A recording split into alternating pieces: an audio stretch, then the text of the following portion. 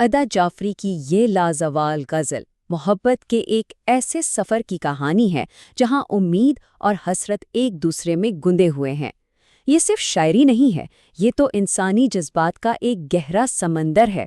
تو آئیے اس شاہکار کے پرت در پرت معنی کو کھوجتے ہیں۔ تو سوال یہ ہے کہ آخر ایک غزل محبت اور انتظار جیسے شدید احساسات کو الفاظ میں کیسے ڈھال لیتی ہے؟ ادا جعفری کی یہ غزل شاید اس سوال کا سب سے خوبصورت جواب ہے۔ اچھا، اس غزل کو پوری طرح محسوس کرنے کے لیے اس کی ساخت کی دو بنیادی باتیں سمجھنا ضروری ہیں۔ پہلا شعر، جسے مطلع کہتے ہیں، وہ غزل کا موڈ سیٹ کرتا ہے، اور آخری شعر، جس میں شاعر اپنا نام یعنی تخلص استعمال کرتا ہے، وہ مقطع کہلاتا ہے۔ بس یہ دو چیزیں ذہن میں رکھیں تو اس کے فنی حسن کو سراہنے میں اور مزہ آئے گا۔ چلیں اب اس غزل کے جذباتی سفر کا آغاز کرتے ہیں، اور اس کی شروعات ہوتی ہے شاعر کی ایک بہت ہی بنیادی، بہت ہی سادہ سی خواہش سے، صرف ایک بار کسی بھی طرح یاد کیے جانے کی آرزو۔ غزل کا آغاز ہی دیکھیے، کتنا چونکا دینے والا ہے۔ شاعرہ کی خواہش بس اتنی سی ہے کہ محبوب کے ہونٹوں پر ان کا نام آ جائے، چاہے کسی الزام کے بہانے ہی صحیح۔ یہ محبت کا وہ مقام ہے جہاں نظر انداز کیے جانے سے بدنامی بہتر لگتی ہے، بس ذکر ہونا چاہیے کسی بھی طرح۔ ذرا سوچئے، اس ایک شعر میں کتنی گہری تنہائی اور بے بسی چھپی ہے۔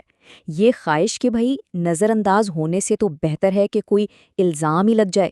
کیونکہ الزام میں بھی تو ایک طرح کا تعلق جڑا ہوتا ہے، مکمل خاموشی سے تو یہ شور ہی اچھا ہے۔ اب ہم غزل کے مرکزی خیال کی طرف بڑھتے ہیں۔ ایک طرف ایک نازک سی امید ہے اور دوسری طرف حقیقت کی تلخی، اور ان دونوں کے درمیان ایک مسلسل کشمکش جاری ہے۔ یہاں منظر کشی کمال کی ہے، ایسا لگتا ہے جیسے کلیاں بھی سانس روکے اداس کھڑی انتظار کر رہی ہیں۔ کس کا؟ کہ شاید ہوا کا کوئی جھونکا ہی خوشبو کی زبان میں محبوب کا پیغام لے آئے۔ امید اتنی نازک ہے کہ وہ براہ راست آنے کی ہمت نہیں رکھتی، اسے بھی خوشبو کا سہارا چاہیے۔ اور پھر فوراً ہی اگلا شعر ہمیں امید کی اس حسین دنیا سے نکال کر حقیقت کی سرد زمین پر لا کھڑا کرتا ہے۔ خوشی کے لمحے وہ تو سوچ میں بھی نہیں آتے، لیکن جب بھی کچھ یاد آتا ہے تو صرف دکھ اور تکلیفیں ہی یاد آتی ہیں۔ تو یہی اس غزل کی مرکزی کشمکش ہے۔ ایک طرف خوشبو میں لپٹی ایک نازک سی بھاگتی ہوئی امید ہے، اور دوسری طرف غموں کی وہ ٹھوس حقیقت ہے جو ہر یاد پر حاوی ہے۔ امید اور مایوسی کا یہی لامتناہا کھیل چل رہا ہے۔ یہاں سے غزل ایک نیا موڑ لیتی ہے۔ اب شاعر صرف بے بسی سے انتظار نہیں کر رہا، بلکہ محبت کے راستے پر ایک شعوری اور شاید تکلیف دہ انتخاب کر رہا ہے۔ یہ شعر مایوسی میں بھی ایک عجیب سی ہمت کا اظہار ہے۔ شاعرہ کہتی ہیں کہ اگر منزل کی صبح یعنی مکمل خوشی نصیب میں نہیں تو کوئی بات نہیں، چلو شام ہی صحیح، ہم اپنی ادھوری خواہش کے راستے کو تاروں سے سجا لیں گے۔ یہ ایک بہت اہم نقطہ ہے۔ صبح یہاں مکمل خوشی اور وصل کی علامت ہے جو دسترس سے باہر ہے، تو شاعر شام کو قبول کرتا ہے، یعنی ایک کمتر خوشی، ایک سمجھوتا، یا شاید اداسی میں ہی خوبصورتی تلاش کرنے کا عمل۔ اور یہ سفر جیسے مقدر کا کھیل لگتا ہے۔ شاعر کہتا ہے کہ میں اپنے ہمسفروں سے راستہ بدلنے کا گلہ کیوں کروں؟ میں نے جو بھی راستہ چنا وہ گھوم پھر کر تمہارے ہی گھر کی طرف لے آیا۔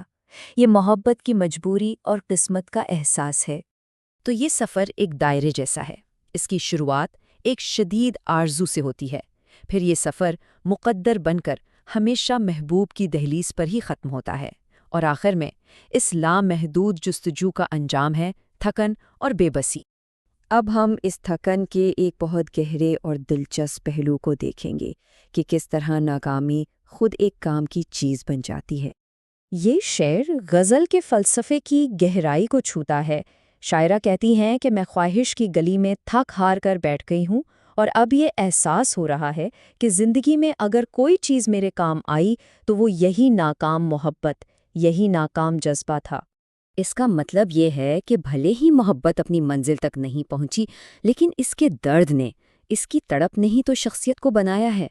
یہ ناکامی اب کوئی کمزوری نہیں بلکہ ایک پہچان اور طاقت بن چکی ہے، ایک خوبصورت ناکامی۔